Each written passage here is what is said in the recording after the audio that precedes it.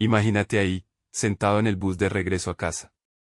Las luces fluorescentes parpadean sobre tu cabeza, el olor a humedad se mezcla con el cansancio acumulado. Sostienes en tu mano una factura que no sabes cómo vas a pagar, y sientes ese nudo en el estómago que te recuerda que tus esfuerzos no son suficientes. Las deudas se apilan como cartas sin respuesta, el trabajo te agota y la soledad te abraza con frialdad en cada asiento vacío. Te preguntas, en silencio, si alguna vez las cosas cambiarán, si algún día sentirás alivio real. Bienvenidos a la aventura del propósito. Soy Juan, y hoy quiero hablar contigo de algo que tal vez llevas tiempo necesitando escuchar.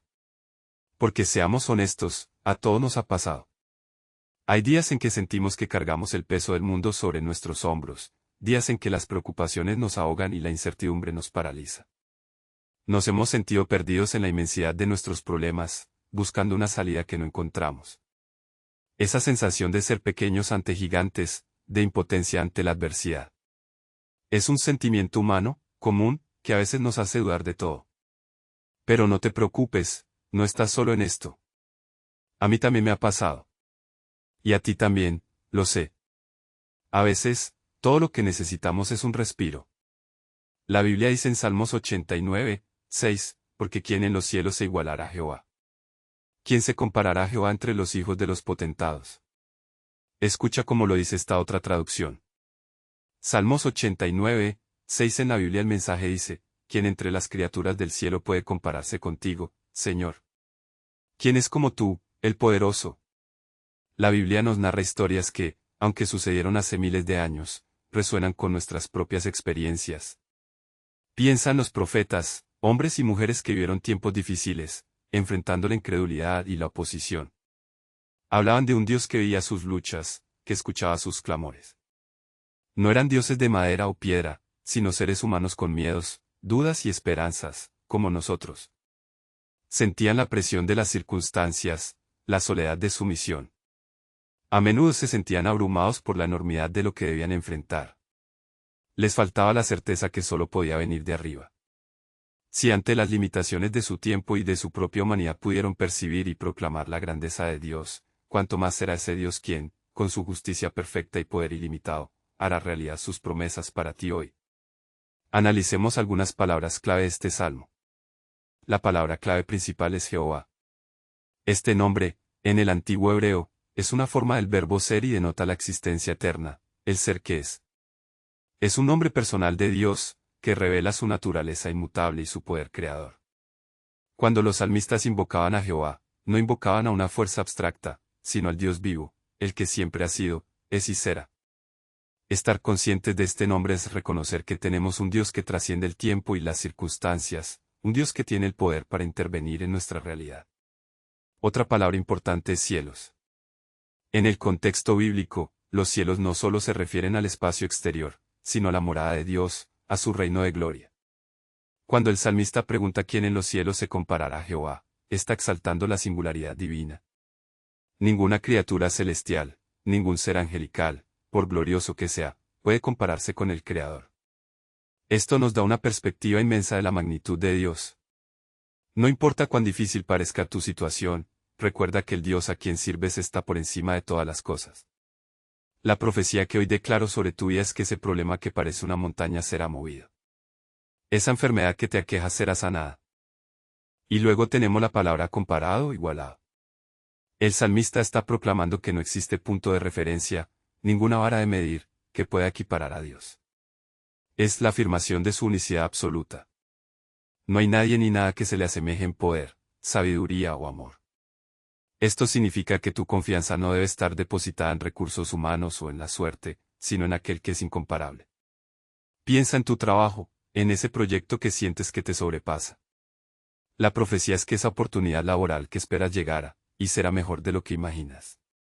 Esa puerta que parece cerrada, esa que te han negado una y otra vez, se abrirá de par en par. La pregunta que surge entonces es, si Dios es tan poderoso y singular, porque a veces sentimos que nuestras oraciones no son respondidas, o que las promesas tardan en cumplirse. Y la respuesta honesta es, no se trata solo de si Dios cumplirá, sino de si nosotros perseveraremos mientras esperamos.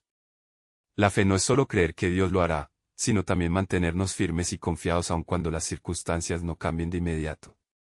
Esta es la parte más difícil, y la más crucial. Porque la perseverancia es el termómetro de nuestra fe genuina. El cristiano no es aquel que solo cree en los buenos momentos, sino aquel que se aferra a Dios cuando la tormenta arrecia. Hoy quiero compartir contigo 3 verdades fundamentales sobre la grandeza de Dios y nuestra confianza en Él. La primera verdad es que la incomparabilidad de Dios garantiza su poder para intervenir en nuestras vidas.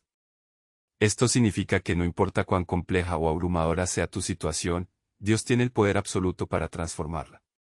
Es como si tuvieras un mensaje importante que enviar, y tuvieras la garantía de que será recibido instantáneamente, sin importar la distancia o los obstáculos. Tu confianza en esta verdad te liberará de la angustia de la incertidumbre. La segunda verdad es que la singularidad de Dios asegura su fidelidad a sus promesas. Esto quiere decir que Dios no es como los humanos, que cambian de opinión o fallan. Su palabra es firme y su carácter inmutable. Piensa en ello como recibir un mensaje de texto directo de la fuente de toda verdad, sin filtros ni ambigüedades. La certeza de su fidelidad te dará paz en medio de la tormenta. La tercera verdad es que la grandeza de Dios nos llama a una confianza sin límites. Esto nos invita a dejar de lado nuestros miedos y dudas, y a entregarle completamente nuestras vidas. Es como tener acceso ilimitado a los servidores más seguros del mundo, donde tu información más preciada estará protegida. El llamado a esta confianza total es el fundamento de una vida con propósito y paz. Yo recuerdo a alguien que estaba pasando por una situación financiera desastrosa. Perdió su trabajo, sus ahorros se esfumaron y las deudas se acumulaban. Sentía que no había esperanza, que había fallado en todo. Pero un día, al reflexionar sobre la grandeza de Dios, decidió confiar en Él plenamente, no solo en sus finanzas, sino en su identidad y su valor. Empezó a servir a otros con lo poco que tenía, a buscar oportunidades con una actitud de fe. No fue fácil, hubo días de desánimo. Pero algo sucedió. No solo encontró un nuevo trabajo, sino que su perspectiva cambió. De ser una persona amargada y temerosa, se convirtió en alguien resiliente, agradecido y lleno de una paz interior que las circunstancias externas no podían tocar. El giro no fue solo externo, sino que fue una transformación profunda de su alma. Ahora, pregúntate en silencio, ¿estoy confiando en mis propias fuerzas, o estoy depositando mi fe en el poder incomparable de Dios? ¿En cuáles áreas de mi vida he permitido que el miedo dicte mis decisiones, en lugar de la confianza? ¿Qué significa para mí, realmente, creer que Dios es todopoderoso y único? Repite esto en tu corazón: yo confío en ti, Jehová. Tu poder es inigualable y tu fidelidad es mi ancla. En medio de cualquier circunstancia, mi esperanza está puesta en ti, porque eres el único Dios digno de toda mi fe. Padre Celestial, te agradecemos por tu grandeza insondable y tu amor que todo lo puede. Hoy te entregamos nuestras cargas y confiamos en que tu poder actuará en nuestras vidas. Que tu fidelidad sea nuestro faro en la oscuridad. En el nombre de Jesús, amén. Gracias por acompañarme en esta aventura. Los pasajes de lectura de hoy son Salmos 1, 1, 6, Proverbios 3, 1, 10 y Juan 15, 1, 17. Te invito a que sigamos conectados a través de Instagram, búscanos como La Aventura del Propósito. Ahora sí, abre tu Biblia, abre tu corazón. Vamos a leer juntos. En 3, 2, 1. Salmos capítulo 1, versículos del 1 al 6. Bienaventurado el varón que no anduvo en consejo de malos, ni estuvo en camino de pecadores, ni en silla de escarnecedores se ha sentado. Sino que en la ley de Jehová está su voluntad, y en su ley medita de día y de noche. Será como árbol plantado junto a corrientes de aguas, que da su fruto a su tiempo, y cuyas hojas no caen, y todo lo que hace, prosperará. No así los malos, que son como el tamo que arrebata el viento. Por tanto, no se levantarán los malos en el juicio, ni los pecadores en la congregación de los justos.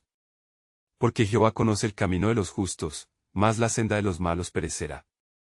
Salmos capítulo 1, versículos del 1 al 6. El camino de los justos es conocido por Jehová. Proverbios capítulo 3, versículos del 1 al 10.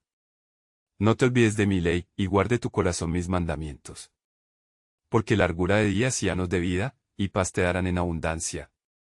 La misericordia y la verdad no te abandonen, atalas a tu cuello, escríbelas en la tabla de tu corazón. Y hallarás gracia y buena opinión ante los ojos de Dios y de los hombres. Fía de Jehová de todo tu corazón, y no te apoyes en tu propia prudencia. Reconocele en todos tus caminos, y él enderezará tus veredas. No seas sabio en tu propia opinión, teme a Jehová, y apártate del mal. Porque será medicina a tu cuerpo, y refrigerio para tus huesos.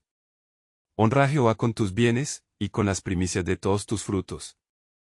De modo que tus graneros se llenarán a rebosar, y tus lagares rebosarán de mosto. Proverbios capítulo 3, versículos del 1 al 10. Honra a Jehová con tus bienes.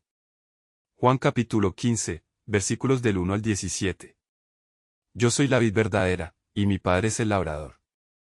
Todo mape que en mí no lleva fruto, lo quitara, y todo mape que lleva fruto, lo limpiara, para que más fruto lleve. Ya vosotros estáis limpios, por la palabra que os he hablado.